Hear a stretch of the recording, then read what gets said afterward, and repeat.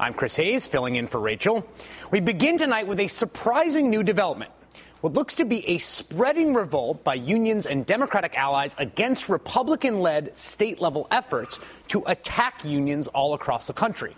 Wisconsin's Democratic state senators are still holed up tonight in an undisclosed location over Wisconsin Governor Scott Walker's now infamous anti-union bill in that state. Those Democrats fled to Illinois in order to prevent a vote on that bill.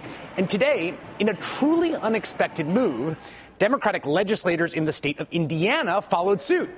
Indiana House Democrats fled the State House today in order to prevent a vote on another anti-union bill being proposed in that state by Republican legislators. Today, in the great state of Ohio, thousands upon thousands of protesters descended on the State House in order to beat back another anti-union bill being brought up by that state's Republicans. In Michigan today, protests broke out in the state capital of Lansing. The cause of the protests? Yet another anti-union bill being proposed by Republican state legislators. Public school teachers in Tennessee are fighting back this week over another anti-union bill in that state being proposed by Republican state legislators. What began in Madison, Wisconsin, is now spreading like prairie fire across the Midwest. Perhaps in the coming days, a little bit further east. Today, Republican Governor Chris Christie of New Jersey delivered his annual State of the Budget address, and he set his eyes on what should now be a very familiar prize. In Wisconsin and Ohio, they have decided there can no longer be two classes of citizens, one that receives rich health and pension benefits and all the rest who are left to pay for them. The promises of the past are too expensive, and the prospects of the future are too important to stay on the old, failed course. Across the country, we have come to a moment. Chris Christie has become the media's favorite mouthpiece for a whole cluster of conservative arguments about the perilous economic situation that states find themselves in right now, and a specific story about the culprits for state budget troubles and the remedies. And chief remedy number one? Squeeze the unions until they choke. There are, of course, different situations in all of these different states that we're now seeing anti-union proposals on the table. But the central case here on the right is that states are facing budget crises because of the public sector unions. That's the argument. It's the argument being made by Scott Walker in Wisconsin, by Chris Christie in New Jersey, and by conservatives in the media like David Brooks in the New York Times. Mr. Brooks writing today, quote, states with public sector unions tend to run into fiscal crises. Tend.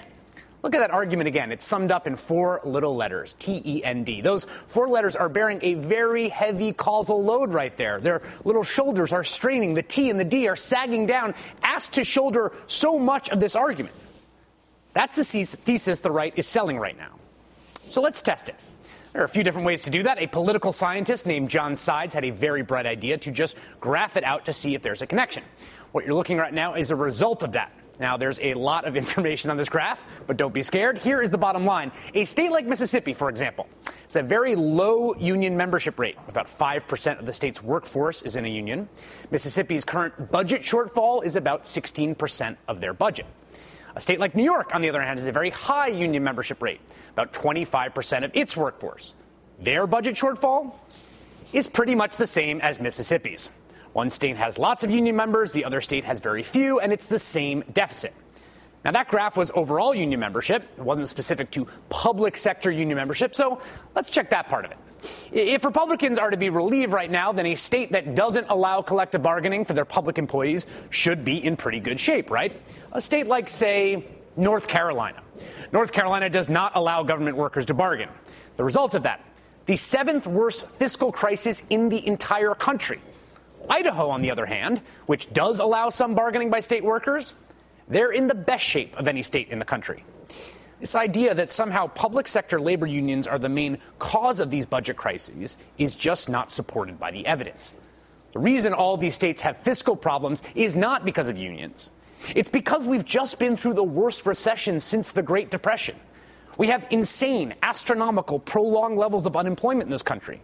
We have unbelievable waste of human capital just sitting around degrading. We have record foreclosures. We have record bankruptcies. That's what's destroyed the revenue base in these states, not unions. States don't have money right now because the economy is terrible. And the economy is terrible because an $8 trillion housing bubble and subsequent Wall Street shenanigans destroyed it. This was not a crisis brought on by public employee unions, but it's a crisis that's now being used to crush them. The other argument you're hearing from conservatives right now is that it's not all unions they're against right now. It's just public sector unions. What's happening in Wisconsin, they say, is about government employees unionizing and causing the state to go broke. Private sector unions, we're totally cool with those. You want to unionize Walmart? Go for it. David Brooks, writing in the Times today, private sector union members know that their employees could go out of business. They have an incentive to mitigate their demands. Public sector union members work for state monopolies and have no such interest. The idea here is that conservatives aren't against all unions, just the ones in the public sector. But cast your memory back to the state of Indiana, where Democrats fled today.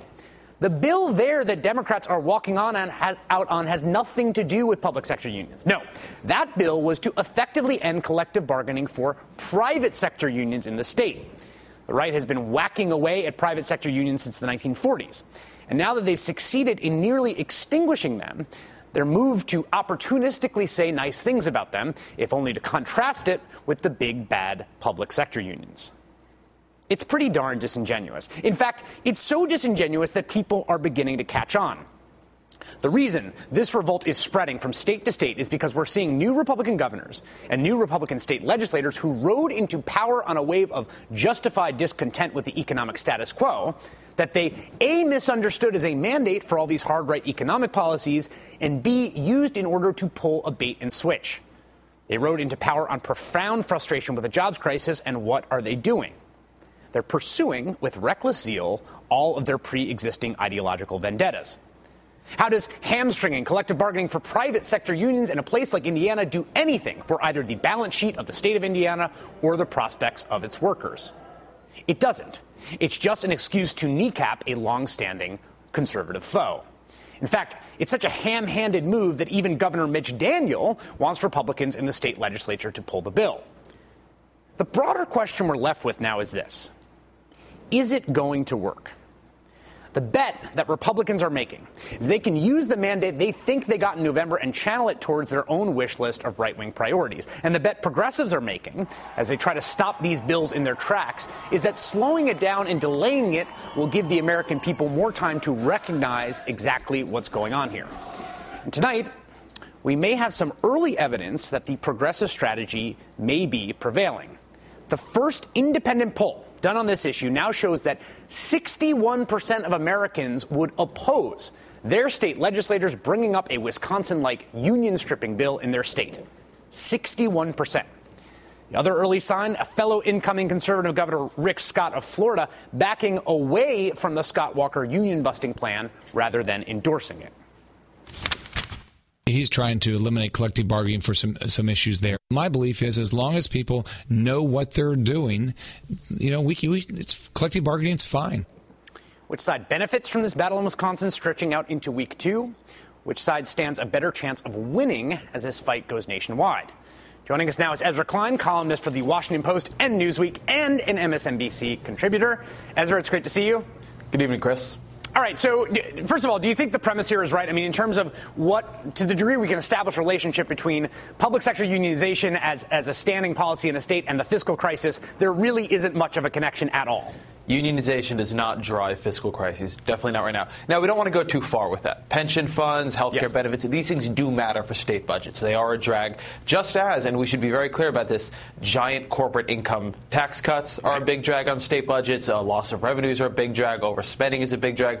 Budgets are complicated. But I want to go a step further with what you're saying here. Excuse me there. I want to go a step further with what you're saying here because it is important to realize that when the states made these promises to their workers, they made a deal. They said, we'll get your work now if you let us defer payment for it until later. That wasn't a bad deal for the state. There's this sort of narrative out there that these greedy workers got too much money, they got too much benefits from the state. Right now, they actually got a lot less than what they figured they were totally promised. And in the end, the people are going to pay here are these workers, not the states. The idea that the people who are coming out on top of this are these overcompensated unions is really, frankly, a little bit atrocious. They basically got the short end of the stick here. Why do you think it is that we've seen this sort of coordinated agenda? I mean, it strikes me that Walker is it is overreach, and maybe he's beginning to realize that, although I don't know. But why do you think at this moment do you think we're seeing this play out in so many states? Power. So there's the argument, and you heard it from Rahm Emanuel when the Obama administration came in, you don't want a crisis to go to waste. That's right. People do take these moments of upheaval and moments of political opportunity to achieve long-term structural ends. And the Obama administration did do this. They looked to get health care reform passed, which was not necessarily a direct need from the financial crisis, even though it was something that was helpful to the country.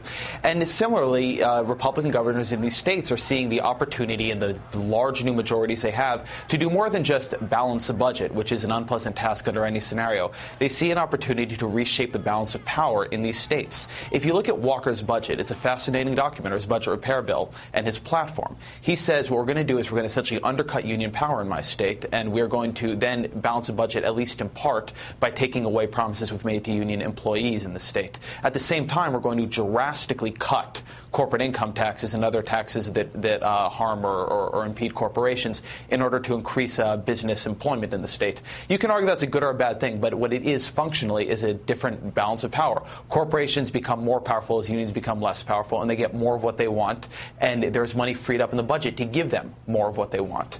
So that's the equation we see. I sort of wonder, finally, if what you think that where the balance of power, since we're talking about power, where the balance of power politically lies in this standoff, because it seems to me like it's sort of poised at equipoise. I mean, it can kind of tip either way. Who do you think gains the advantage the longer this drags out? The longer it drags out, probably the unions. I mean, I think there's a very good chance this does pass in Wisconsin ultimately, or certainly something that's going to terrifically impede the unions over there. At the same time, I do think you're seeing a very substantial reknitting of the coalition between unions and the Democratic Party, and arguably unions and many people in the country who are having to sort of step back and say, well, what is it that unions, what role do unions actually play? I don't think we've had this serious a conversation of the role of labor in America, certainly in my memory, and I don't know about in yours. But at the same time, I think that has led Democrats and others to say, well, you know, maybe we need to worry about this long-term trend of deunionization. Maybe we actually need them on the landscape here. That's a great point. Ezra Klein, columnist for the Washington Post and Newsweek, and an MSNBC contributor. Thanks a lot for coming on. Thank you. 2 weeks ago, how many non-Wisconsiners could tell you who Scott Walker is, much less predict he'd be in the middle of a national struggle for America's soul? An overdue examination of the dairy state's big cheese. Up next.